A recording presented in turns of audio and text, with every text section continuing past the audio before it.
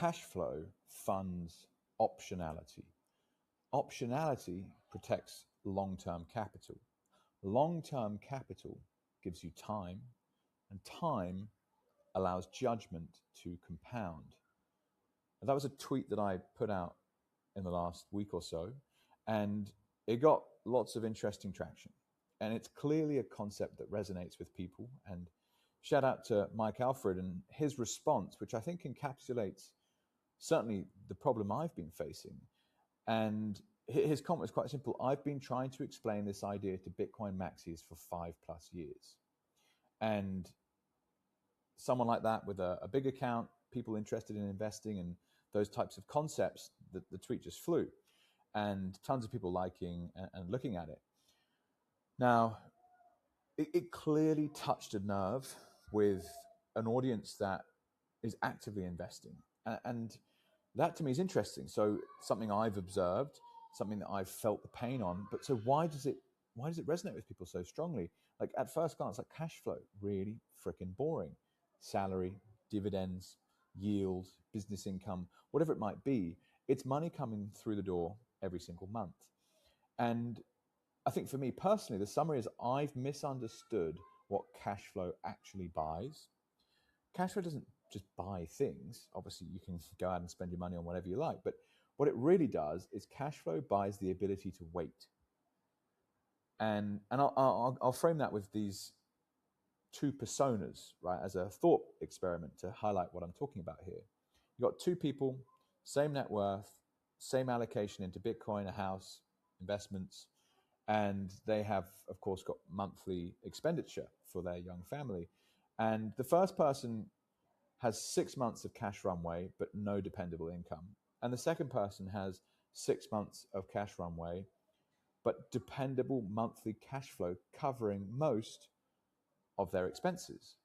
Now, on paper, they have an identical net wealth, but in reality, they have completely different financial lives because person B is constantly topping up their cash reserve with the cash flow, whereas person A has a ticking time bomb. Their cash will run out at a considerably sooner moment than person B. So yes, you might have a runway, but the cash flow is what changes the opportunity set based off of the cash position that you may be sitting on. And this brings me to a question that I love, and everyone should say this to themselves and anyone else they have conversations with around investing, is ask a man what he owns, not what he thinks. And it's quite simple, really. Like people can prattle on about whatever they think for a long, long time, but you say, what do you actually own?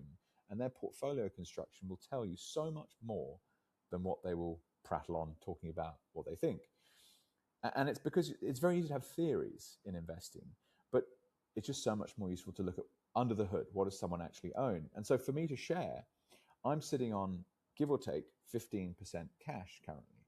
And that, according to my most recent cash flow forecast, takes me to, give or take, March, April next year. So let's say I roughly have 6 months of cash flow or cash runway, but my cash flow position was much more similar to person B that I just highlighted. I'd much rather have 24 months worth of runway just sitting in the bank for rainy day savings, essentially, liquidity to draw down from as and when you might need it, a reservoir that can be drained over time, but cash flow is different. The liquidity, yes, it gives you time, but cash flow is continually replenishing that time. So it's like thinking about a reservoir versus a stream. And so why does this matter to me right now? Well, I've been extremely focused on and primarily think about asset appreciation. And this is what Bitcoin does, right? It drives purchasing power. It helps you focus on net worth and specifically absolute return. And so when your assets are appreciating rapidly, and I think back to 2024, I'd be running my numbers being like, fucking hell, I've absolutely smashed it. And the speed with which my net wealth calculation in dollar terms was increasing was extraordinary, right? Faster than Wall Street hedge funds. And I was like, killed it, Jake, go for it. And in that scenario, like, why bother earning income? Because your purchasing power is growing so fast. It was probably like, if I remember my calculation at the end of 2024, I'd increase my net wealth by a figure that was more than 10x the salary that I'd be thinking about. And so, let's just take a number. Why worry about earning 200 grand when your portfolio is like happily outpacing that? And it's this very alluring and seductive idea. I would say things like, my money works harder for me than my time, or as an investor, I get paid for my decision making. And that feels and sounds great on the way up. But what happens when it reverses? And that's the last, 8 months or so.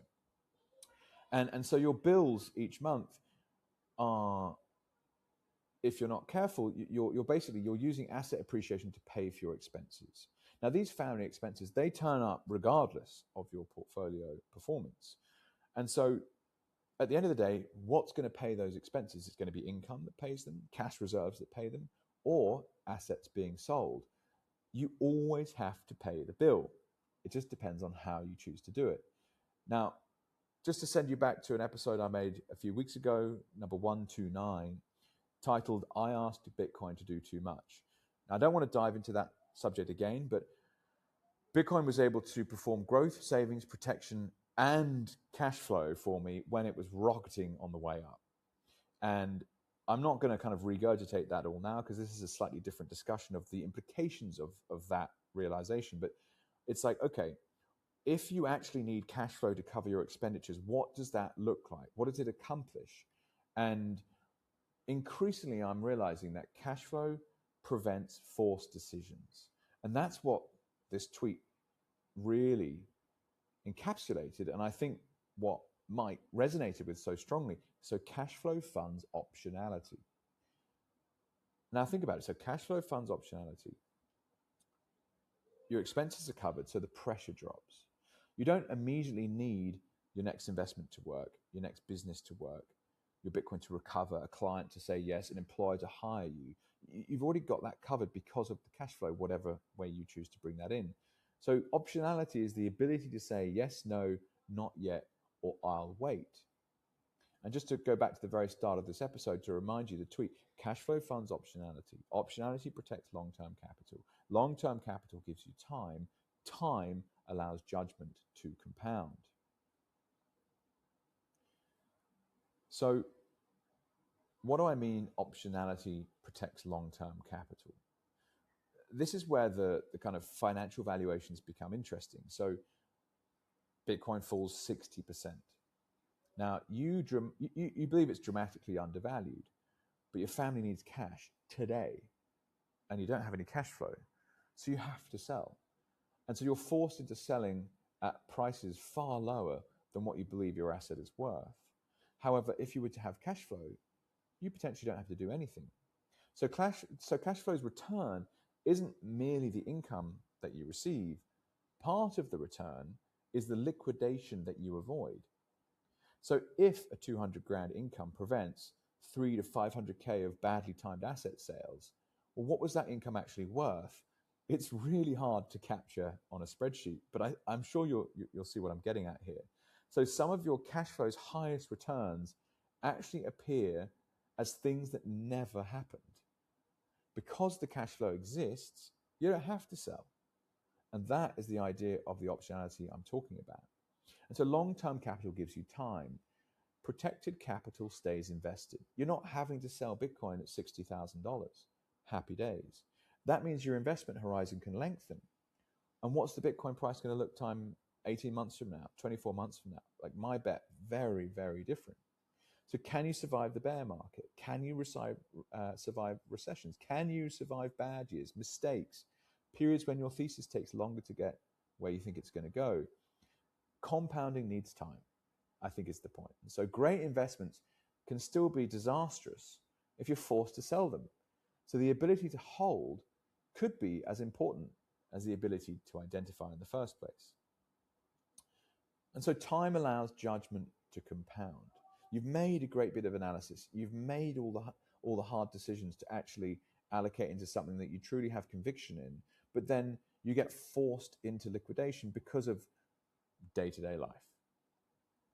And so that's perhaps the most interesting part of this tweet. So time allows judgment to compound. What happens if you can survive for another 10 years, cycles, mistakes, investments, businesses, negotiations, people, evidence, opportunities to admit you're wrong. And over 10 years, you'll have better pattern recognition. You'll have better judgment. You have superior intellectual capital. That's what this is really all about, this podcast. Financial capital compounds alongside these other forms of capital that we've discussed. And so you as an allocator, you get better. But you need to remain in the game long enough for that to happen.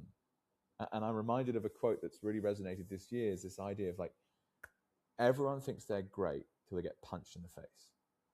And that's what's happened, right? A year ago, I was so excited about where I was at, but I didn't understand how frail I was underneath it all. And so now you have to ask yourself this question. It's like, why do I own what I own? And I think Bitcoin does this brilliantly. Like, it forces you to ask that question. And Bitcoin's forced this on me. It's like, it's a relentless self-examination. Why do I own what I own? Why do I own this asset? Like, let's talk through an example, a position I was personally in. I had an equity position. The share price was, for rounded numbers, sake of argument, 25% lower in 2024 than it was in 2014, not taking into account for inflation. And so in my view, the capital that has been stored in that equity position has been blitzed by the stealth tax that is inflation. And your purchasing power has been drastically reduced. So had you just had a cash position in 2014, what you could buy with that equity position versus what you could buy 10 years later is different. And this is where inflation is so difficult to actually figure out, right? It's like, over time, can you buy more stuff or less stuff? And that's the concept of purchasing power, which is so critical to get your head around. And because people are looking at nominal numbers, it's insidious. They don't really notice. And that's why Bitcoin just hits you in the face, right? It sends you down this monetary history hole. What is inflation? What is money? Brilliant. Like, get into it. Find out the answers to these questions. And as discussed in my previous episode, every asset needs a job. Every dollar has a job. So are you looking for growth, store of value, liquidity, cash flow? And so without comparing assets, have you compared the jobs they need to do? So don't compare assets doing different jobs purely based on absolute return. And this is where I fucked up, right? When Bitcoin is pumping, yield looks stupid. Simple example. You own $100,000 of something and it's making a 5% yield. So you make 5K a year. But at the same time, that 100K could be sitting in Bitcoin, which becomes 200, 300, 400 grand. So why in the hell would you have it sitting in something that's only 5% per year? It's an extraordinary opportunity cost that I was not willing to take. So I was like, right, get rid of this thing, load up on this thing. And it was very easy for me to dismiss yield. It was like, do you know what? Why would you even do that? Because his absolute return is going to dwarf the potential yield. And that's still true, even today. But I think I just got the balance wrong. So when Bitcoin is pumping, yield looks stupid. But when Bitcoin falls 50 to 60%, and that 5% keeps coming in, and you don't need to sell the Bitcoin, suddenly yield can look like freedom. And it's not because the absolute return, like, the yield didn't win the absolute return competition because it wasn't in that competition. It wasn't in the same event. It's not in the same class. They're doing different things. And so, yeah, where I made a mistake is the highest expected return isn't the only objective. And this is where it's quite subtle, right? I can believe Bitcoin has the highest expected long-term return of anything I own, and some capital should be allocated elsewhere. They're not contradictory, those 2 points. My family, we have liabilities. Every single month, we have costs coming through. And those things, they have to be paid based on their requirements, their own timetable, which doesn't necessarily chime with your portfolio. And so the better question is not simply which asset will make the most money, but which architecture gives my family the greatest probability of achieving what we're trying to go to. Now, I'll say that again because I've said it poorly. What capital architecture gives my family the greatest probability of achieving what we're trying to achieve? And so, cash flow, it changes how I allocate my time. And this has become so poignant and so real, having gone through this process. Like 12 months ago, I could give an uncertain opportunity 6 months of my time because my time didn't have as high opportunity cost. I could experiment. I could do startups. I could just wait to see what happens. When you've suddenly got 6 months of runway and your asset stack has been compressed by 50, 60, 70%, that's much harder to do. And so the same opportunity 12 months ago as today, with the same expected upside, like I, as the operator, as the decision maker, as the action taker, I've changed because the asset stack behind me has changed. And so my capital structure is different. My risk capacity is different. Like, it's a psychological different place to be. And it's not just financial, right? But what does that mean? Less cash flow means less ability to take risk with time. And therefore, a salary looks very different through this lens. And this has really challenged my actual identity. One of the hardest parts of this, my self-worth was attached to my net worth. Dangerous place to be when it goes the wrong way, because suddenly you're 60, 70% worse off. Does that mean I'm 60, 70% worse? Like, it doesn't make sense. I'm the same guy. If anything, I'm actually stronger now, a year later, having been through this, than I was last year. And so previously I was like, salary, why would you bother? Right? Because your asset stack's just charging off into the horizon. Salary, you're selling time. But this is why it becomes helpful, right? Is you're less exposed to the volatility pressure on a large Bitcoin allocation. And so what if a salary is viewed, it's actually part of the capital structure.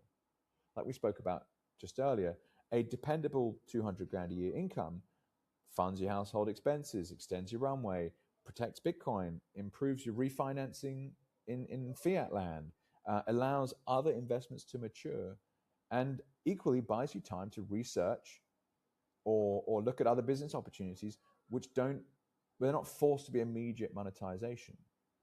So it enables more investment risk elsewhere. So employment and investing aren't opposites. That's almost like clearer now than ever for me. One protects the other. And especially when you lace in the kind of intellectual capital lens, where employment, you're being paid to learn, you pick up social capital, intellectual capital, you develop better relationships, your experience strengthens. And this really connects back to the previous episode around, like, what is capital? So how am I trying to solve this problem? I guess this gets a bit more nuts and bolts. Like, okay, fine, Jake, I get it. Cash flow is important. Cool. How are you going to get it? And this is very much the problem I'm working on now. So big time, this is work in progress. And I'm sure all of us are a work in progress in many ways, but I haven't solved this completely. I have several engines that I'm looking at. Going back into being a shipbroker, I've considered heavily and spoken to a number of contacts there. I've taken a role with SAS Mining on commission, essentially, to build out the sales side of their business. Really exciting company, helping people to access Bitcoin mining in a way that, frankly, I don't see anyone else doing. And that's going to be very cool to do a deep dive on how Bitcoin mining really functions, and expect a lot more analysis and thoughts and insights around how that works. I've looked closely at potentially purchasing a business for cash flow purposes.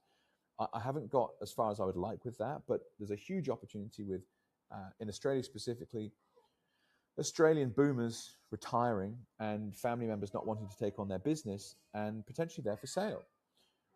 Other securities you could allocate into, such as STRC with high yield, even looking at higher yield, higher risk than that. So STRC paying, I can't remember last time I looked, 12.5% or something. There's high risk, high yield options trading ETFs you can buy. Maybe you'll get 30% CAGR out of that. And equally, I could invest in myself, and shout out to Caleb, who does some really cool stuff selling options. And I'm researching that too. So there's a few irons in the fire, shall we say, and all of them will help me to generate cash flow in a way that I hadn't previously allocated time and attention to. they're all very different as well, as you can tell. And I'll be comparing, how much capital is required, how much risk is there, what is the reliability of it, how much time does it take, does it fit into the lifestyle I'm trying to build, how scalable is it, will it preserve my purchasing power, what are the tax implications? Like, these are all things that we all have to think about from, when we take action in a certain direction. Why, right? Does it fit with the wider vision? So the question isn't which has the biggest yield, it's which gives me the highest quality optionality. I think that's a very different way of approaching this than how I might previously have thought about it. So, and this is an important point, yield can destroy capital too. And so I'm aware of like swinging to another extreme. Like, oh my God, I have to have income today. Don't abuse that or overstep the mark or head to a direction that is going to be in competition with the other commitments you already have in your life. So, here's a high risk, high yield dividend return, and it's paying you 35% CAGR, but it turns out the net asset value to generate that is being like absolutely hammered. Like that's useless. Or equally, like 5% yield from an asset that's losing purchasing power.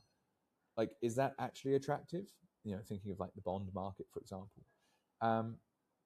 Leverage risk, credit risk, return on capital, volatility, counterparty, like these are all really, really important things to keep in mind. And so it's like, how much cash is it producing and what does it do to the underlying capital? And income without capital preservation, it could be another illusion. Now, in some ways, I'm really intrigued by the high yield, high risk dividend plays that you can come across, because even if it's slightly chipping away at the net asset value underneath, but you've still got a nice exposure to Bitcoin as a high growth play, maybe that's not so bad because it still enables you not to chip away at that pile. And I'll definitely share more as I go down this. A real life example, I think, which is cool to keep in mind, came up just yesterday chatting with my wife. And a year ago, we went on this holiday, bunch of hotels, business class flights.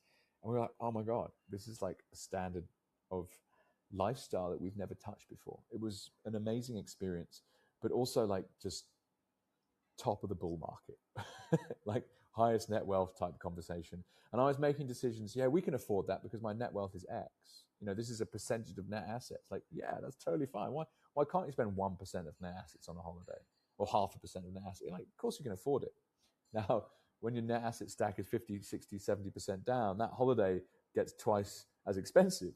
And another big lesson. But she was like, okay, well, after this volatility, frugality is important. And I'm now tracking monthly expenses, doing monthly cash flow forecasts, and doing a monthly net asset summary. Now, I was doing net assets regularly previously, but I wasn't calculating the burn rate, which is a much more important figure to be looking at, because now I understand if I've got X amount in the bank, how long will that actually last me? And can we dampen that expense calculation down and extend that runway? And the truth is, since I calculated these numbers starting in February, March this year, we're 50% cheaper month-to-month expenses, which is great. Now, it's not the only lever you can pull. Obviously, reducing your expense column is one thing, but then increasing the income is the other. And that's really what this podcast episode is kind of delving into, and the importance of cash flow. And so my instinct is like, oh my gosh, okay, yep, frugality, yep, spend less, yep, let's never expose ourselves again to these problems that I've created. And it was like, when are we going to be able to fly business class again, essentially? And I was like, well, maybe we should never fly business class again. That frugality thing kicking in. It's like never allow your expenses to creep up in the way they did, such as to then hold as bigger or as larger exposure to the Bitcoin opportunity as possible by keeping your expenses low. But then she was like, well, why is that necessarily the answer? What about building a system that's capable of funding the lifestyle that we actually want? And let's say, business class flights from Australia to the States or to Europe or whatever, $50,000, like huge figure. And if you chip into your savings to pay that, like you're just chipping away at your capital stack. Like, is that really the way to do that? Well, no, it's not. That's the lesson here, right? Whereas if you can fund that through your surplus annual cash flow, that's an entirely different decision. Same expenditure, but different architecture. So affordability isn't simply, do I have enough money to buy this? I.e., what are my net assets today? Yeah, of course I do. It's, does our financial system sustainably produce enough to fund this? And so it's like your assets are the tree, your cash flow is the fruit. Really useful mental image, this one. So your assets are the productive tree, and your cash flow is what it kicks off. And so living by constantly liquidating assets, you're basically just chopping your tree down slowly but surely over time. And sometimes that's totally fine, right? Yeah, we've had a cracking year. Let's spend that on an experience or on something like a piece of jewelry, whatever you may choose to spend your money on. But it's different from consuming production. So the dream structure is underlying capital remaining intact and purchasing power growing over time, but with the production funding the lifestyle that we actually want. So it's important, don't confuse owning a big tree with having enough fruit. Now, what is the number I'm trying to solve? Well, that is one of the most important questions I'm trying to answer. How much capital is required to permanently fund our family's lifestyle without ever selling another sat? And of course, that starts with life. And that's why this month-to-month expense thing has been such a crucial piece of the puzzle to bring back in. Like, I wasn't even tracking expenses. I just spent. It was an incredible feeling, but it was, in hindsight, naive. And also, it was a misallocation. I didn't understand how frail my system was underneath. So what does family life actually cost? What lifestyle do we actually want? What is the margin of safety that we feel comfortable with? You know, each month as I run these numbers, oh, look, we've got clearly 24 months of runway sitting in the bank. And now I've got this job or business or asset allocation that kicks off cash that is going to be topping up the account each month such that that 24 months, every month remains 24 months. You know, what level of income is genuinely sustainable? How much underlying capital does that require? What salary or business income can bridge the gap today? Could portfolio income eventually replace all of it? And so it's kind of like reverse engineering the problem. So let me go back to where this all started and the tweet that I put out. And again, shout out to Mike for coming back to comment on it and explaining that it's resonated with him, because he's been trying to explain this to Bitcoin maxis for 5+ years. And, you know, God, did I wish I knew this a year or two ago. But cash flow funds optionality, so it gives me choices. Optionality protects long-term capital, prevents forced decisions. Long-term capital gives me time, so that lets assets and ideas mature. Time allows judgment to compound, which lets me become a better allocator. And I think that's why this tweet resonated so much with all these people. And it gets all this likes and all this traction, because it certainly describes what I've been missing, but I reckon describes a lot of where the market's at today. Is we got overexcited on Bitcoin, and we saw our net wealth absolutely run for 24 months, 36 months. Just like if you were buying Bitcoin after the FTX crash at 20K ish US dollars, and it then runs up to over 100 grand, you've made 4 or 5 bagger. It's absolutely unbelievable experience as an investor. But these, I think, are some of the lessons that come out of having that exposure to volatility. Comes at a cost. And none of us know how to time the market perfectly. Like back in October last year, and we just hit the all-time high, it was going higher, baby. We were going to 180, 200 grand. That was the consensus at the time. And it caught us all out. Me, I was caught out. February, absolute shit show. But what comes out of that is these lessons. Everybody thinks they're great till they get punched in the face. So now I'm going to close this out. I spent years asking, how do I maximize my returns? And I'm increasingly asking, how do I maximize my ability to stay in the game? And those two questions do not necessarily arrive at the same portfolio construction. And having a bigger exposure to cash flow likely means a lower headline return. But if you go for the higher headline return, what does it come at in terms of cost? Because real return could well be patience, resilience, negotiating power, freedom from forced selling, and the ability to act when opportunities appear. That is optionality, and optionality has value. So, cash flow doesn't just fund your lifestyle, it funds your ability to wait.